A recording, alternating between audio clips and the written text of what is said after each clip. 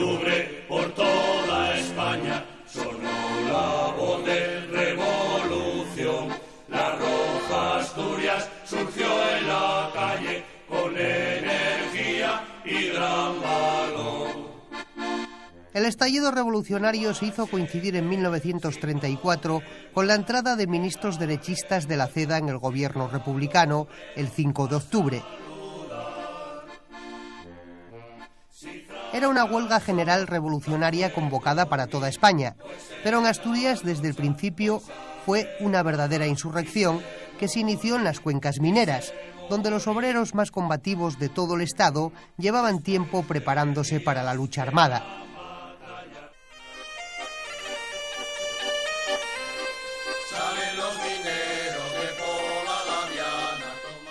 En pocas horas fueron asaltados casi 30 cuarteles de la Guardia Civil, que cayeron en manos de los revolucionarios, en algunos casos tras combates épicos, como en Nava o Sama, donde murieron 69 guardias y 7 asaltantes. El poder había cambiado de manos por vez primera en la historia de Asturias, y lo ejercía el Comité Revolucionario dirigido por el socialista Ramón González Peña.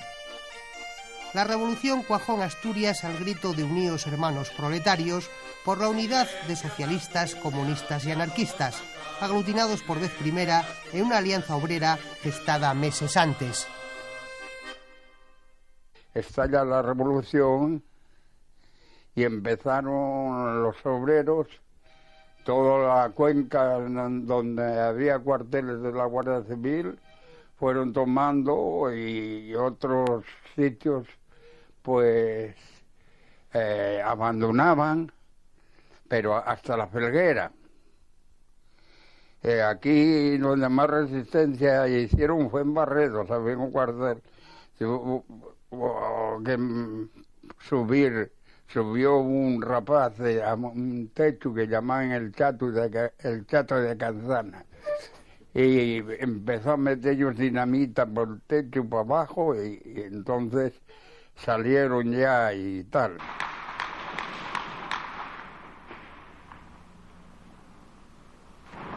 Desde los primeros enfrentamientos, los revolucionarios echaron en falta armamento.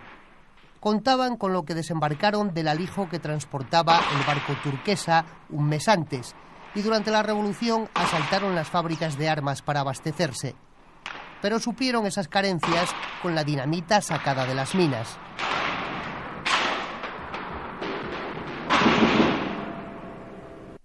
La dinamita entonces, como ahora con los atentados estos árabes, cambió el mundo. O sea, la dinamita lo conmovió todo, y lo puso todo patas arriba, ¿no? Podemos decir, ¿no?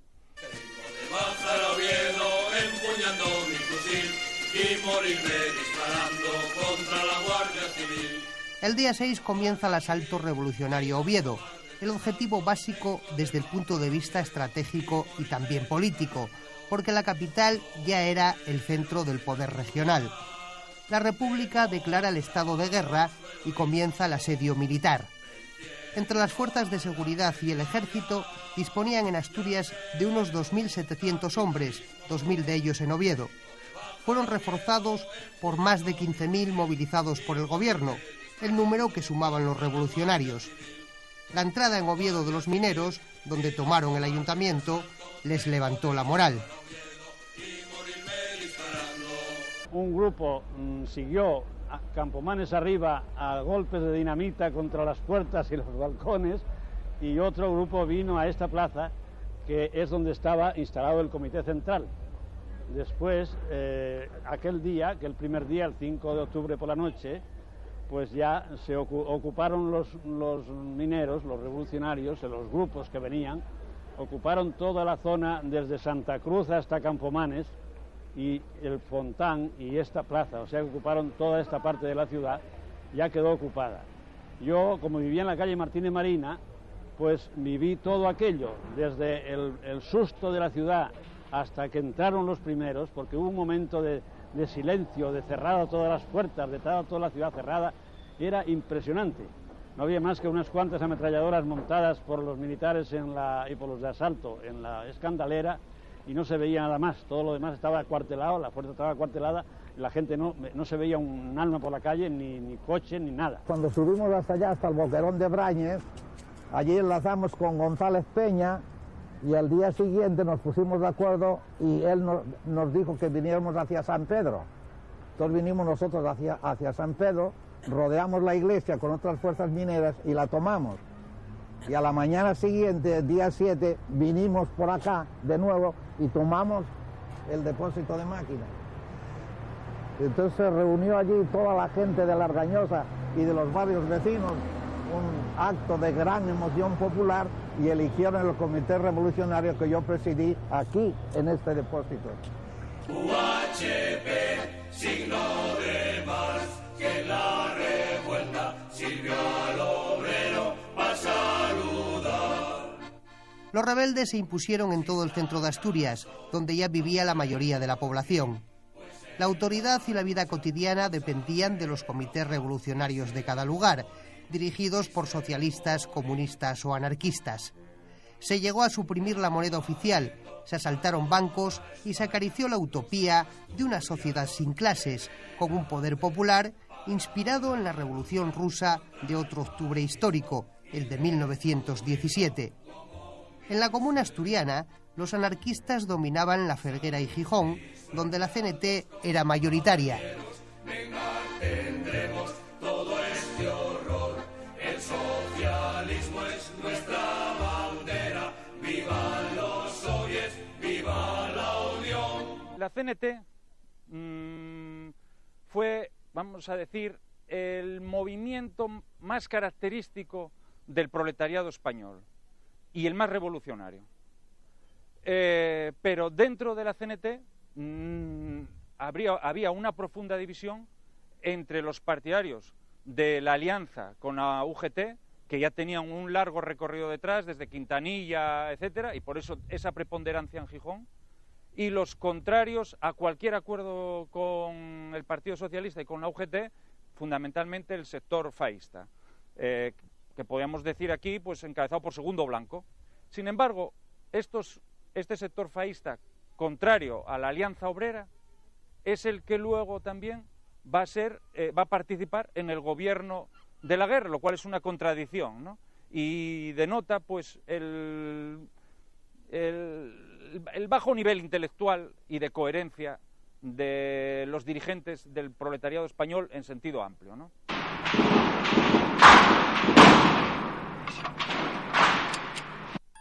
Tras la sorpresa inicial, el ejército republicano reprime la revolución, penetrando en Asturias por tierra, mar y aire. La operación militar fue dirigida desde Madrid por Francisco Franco, por encargo del ministro de la Guerra, Diego Hidalgo, y fue decisiva la participación de otro general, Eduardo López Ochoa, que entró con sus tropas desde Galicia. El día 10 desembarcaron los regulares y la Legión en Gijón, y en el frente sur, en la frontera con León de Lena, se registraron algunas de las más encarnizadas batallas. A Llanes no llegó la invasión militar hasta el día 13. El sueño revolucionario comienza a desvanecerse. El desaliento se combatió en Asturias. No importa. Si continuamos, es posible que Madrid vuelva a secundar la movilización. En ese punto, en el 10-11 de octubre, pues se produce la gran crisis, por así decirlo, en la insurrección de octubre asturiana.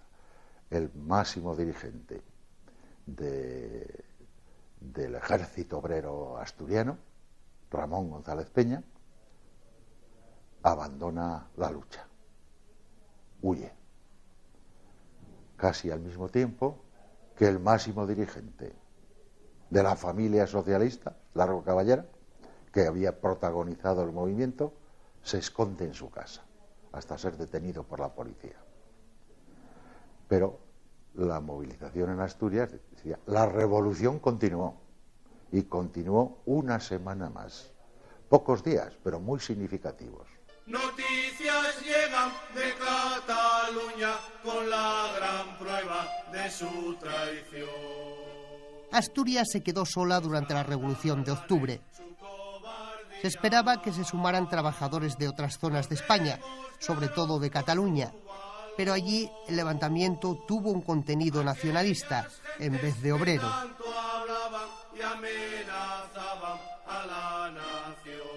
Aviación republicana actuó sin contemplaciones, bombardeando zonas urbanas y arrojando pasquines, incitando a los revolucionarios a entregarse en vista de su aislamiento.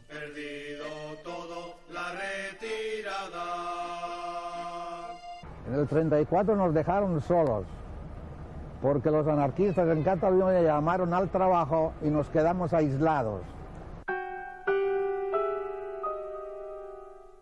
Cuando todo parecía ya perdido para los insurrectos, se produjeron las destrucciones más lamentables en Oviedo, la ciudad más castigada durante las 2 semanas revolucionarias. La Cámara Santa de la Catedral fue volada el día 11, aunque se salvaron milagrosamente sus joyas. 2 días después, en su repliegue a las cuencas mineras, los revolucionarios también atacaron otros edificios como la universidad, que perdió su valiosa biblioteca. En cambio, fueron las fuerzas gubernamentales quienes quemaron el Teatro Campo Amor. Cuando haya otra revuelta, ya no habrá otra valiente que ponga su pecho al frente como Aida de la Fuente. En ese caos fue asesinada la joven ovetense de 16 años, Aida de la Fuente, convertida desde entonces en símbolo y heroína de la revolución.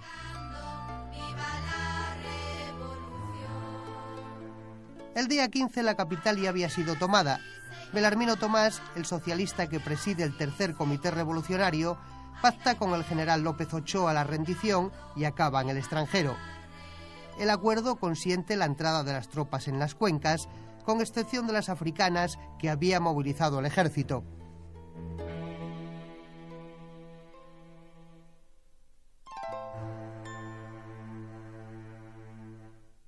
Que un dirigente minero, que ya no era naturalmente Ramón González Peña, sino su sucesor, Belarmino Tomás,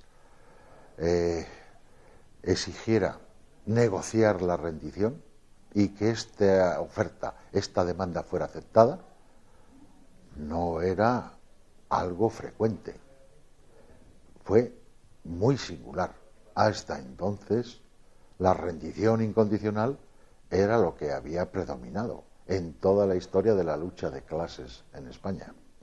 He bajado abajo a la cárcel donde estaban los presos y les he hablado diciendo las siguientes palabras. Miren ustedes, yo sé bien que ustedes han sufrido mucho, que nosotros hemos cometido cosas muy malas. Va a entrar la Fuerza Armada, al frente venga López Ochoa o otro jefe militar cualquiera. Solo deseamos de ustedes que en los informes que hagan tengan con nosotros las Fuerzas Armadas la clemencia que nosotros hemos tenido con ustedes. Aquellos hombres no sabían qué hacer, lloraban. Había que ver aquello para poder creerlo. Era ya el fin de nuestra lucha, era el fin de la revolución. Habíamos perdido. Pero en la cárcel de la Modelo se oyen claros de mi prisión. Hay de espanto de camaradas que están prestando declaración. A la derrota del sueño revolucionario siguió una feroz represión en la que no faltaron fusilamientos, asesinatos, violaciones y torturas.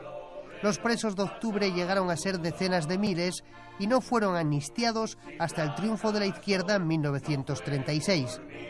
Pues en la lucha con sangre roja quise morir. La represión fuerte.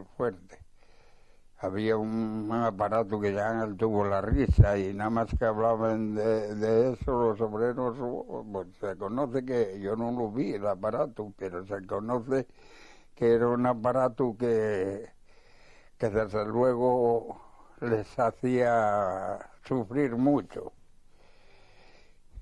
Meter las manos así como está la puerta y luego cerrar.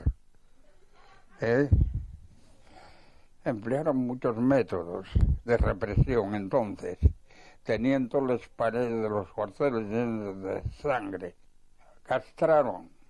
Yo conocí uno, y no sé si castrarían a más, claro que castrarían, a uno que era de Turón, que era en Castañón. Eso debe ser apellido. Castañón era un cuadro del Partido Socialista entonces. Y lo castraron. El octubre asturiano cierra una época de la historia que se inició con la Comuna de París en 1871. Es estrictamente, efectivamente, la última revolución obrera de Occidente. Después, el componente obrero dará paso al popular. Después será el antifascismo, que será el fenómeno que se anteponga a la revolución social. En ese marco hay que ver el octubre de 34 y en ese marco efectivamente será la última revolución obrera hasta nuestros días. El aniversario de la Revolución Asturiana coincide con una revisión histórica de la derecha española que la sitúa en el origen de la Guerra Civil. A la mayoría de los historiadores, legitimar al franquismo por un golpe preventivo antifascista reprimido con sangre por la Segunda República les parece intolerable. En la Revolución del 34 la derecha defendió la República, defendió la legalidad. Esto es muy importante, la defendió en nombre de las libertades, como también se aportan los documentos ahí probatorios. Pero claro, en el 36 la derecha se puso del lado de Azaña a condición de que frenase el proceso revolucionario y de que cumpliese e hiciese cumplir la ley. Azaña se negó, con lo cual se deslegitimó, porque un gobierno democrático no es simplemente uno que tiene votos, sino también uno que cumple las leyes y las hace cumplir. Esto no ocurrió y eso obligó hizo que la derecha, que había defendido a la República a pesar de que no le gustaba, porque la Constitución republicana fue hecha por rodillo y no por consenso como la actual, pues a pesar de eso, tuvo que rebelarse so pena de ser completamente aplastada, ¿no? Gil Robles era un monárquico, pero todos también percibían a Gil Robles como un peligro fascista, de carácter fascista, por las declaraciones que había hecho, por la preparación que había realizado, por incluso el carácter provocador de algunos de sus mítines, como el que tiene lugar en Asturias en torno a la fecha del 8 de septiembre y en el santuario de Covadonga. Hay que defender lo que significó la revolución del 34, porque no es ni más ni menos que defender el derecho de los pueblos a rebelarse. Y el derecho de los pueblos a rebelarse no puede no puede ponerse a la misma altura que el derecho de 6 generales a rebelarse contra un país, que es el fondo del debate. Equiparar una cosa con la otra. La revolución del 34 fue un fracaso, pero sin embargo, aunque dio un gran prestigio, aumentó el prestigio por ejemplo, del Partido Socialista en el proletariado internacional en todo el mundo, porque la revolución asturiana nosotros la hemos vivido aquí como una tragedia, pero en el mundo se vio como un gesto heroico. Muchos socialistas comparten ese orgullo por su participación en la Revolución del 34, pero otros, ya desde entonces, mostraron su arrepentimiento, como uno de sus organizadores, el exministro asturiano Indalecio Prieto, que se plegó al radical Largo Caballero, que presidía el Comité Revolucionario en Madrid.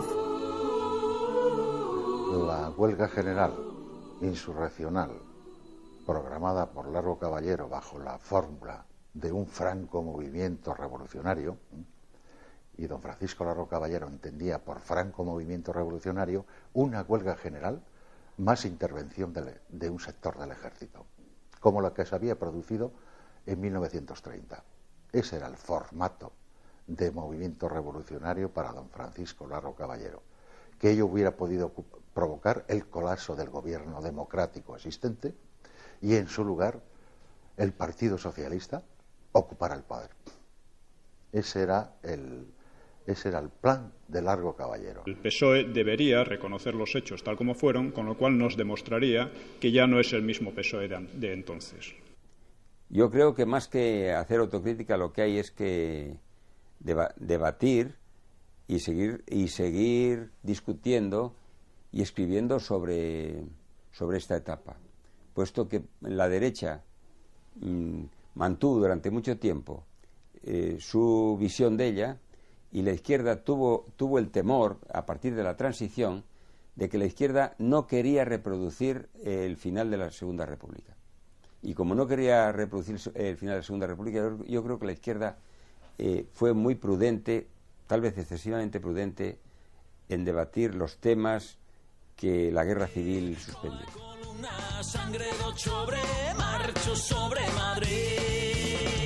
En su 70 aniversario, la revolución sigue provocando pasiones en Asturias, donde su memoria permanece viva, aunque en la sociedad actual la rebeldía también haya pasado a la historia. La celebración ha sido festejada con conferencias, exposiciones, conciertos y otros actos organizados por diferentes colectivos de artistas o grupos de izquierdas, con excepción del PSOE. Los pueblos inteligentes son los pueblos que hacen revoluciones. Los pueblos torpes no intentan nunca una revolución. Un pueblo que es inteligente intenta la revolución históricamente alguna vez. Y el pueblo asturiano es un pueblo inteligente. Por eso hizo la revolución del 34. Si algún día vas a Asturias, descúbrete, compañero, por la suerte que han corrido esos valientes mineros. Esos valientes mineros de la provincia de Oviedo, que han demostrado al mundo que no han conocido el miedo. Ay, ay, ay, ay, cuántos obreros murieron bajo las balas traidoras de esos canallas del tercio. Una joven asturiana de la provincia de Oviedo, que lo ha demostrado a España, que no ha conocido el miedo. Y el general Ochoa, que la quería coger viva, y la tuvo que matar, porque se le echaba encima. Ay, ay, ay, ay, murieron muchos mineros bajo las balas. Usaron las fábricas de armas para abastecerse, pero supieron esas carencias con la dinamita sacada de las minas.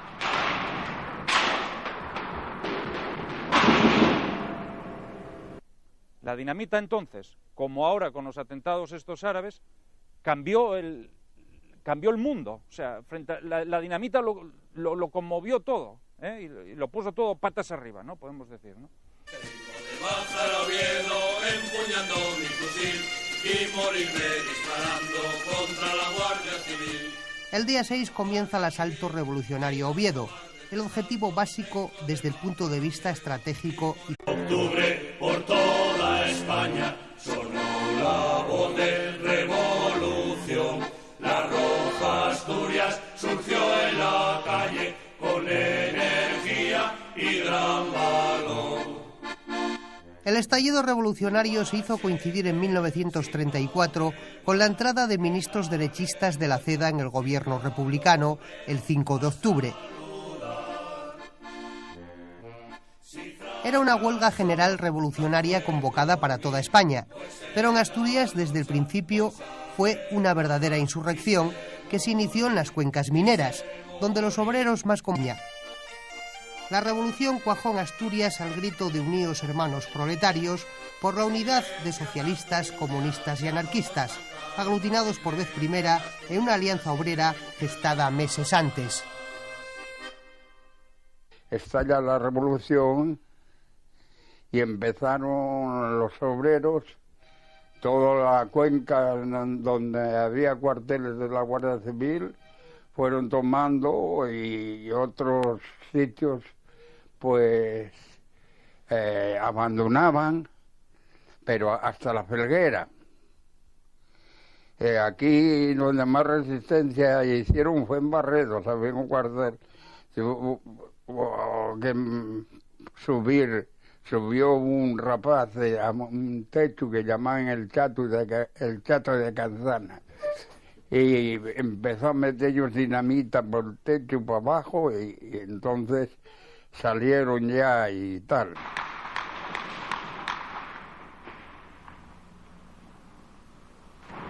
Desde los primeros enfrentamientos, los revolucionarios echaron en falta armamento.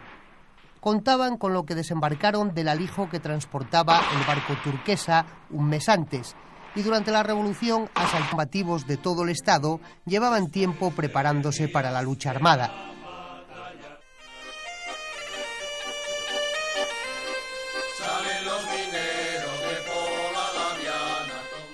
En pocas horas fueron asaltados casi 30 cuarteles de la Guardia Civil, que cayeron en manos de los revolucionarios, en algunos casos tras combates épicos, como en Nava o Sama, donde murieron 69 guardias y 7 asaltantes.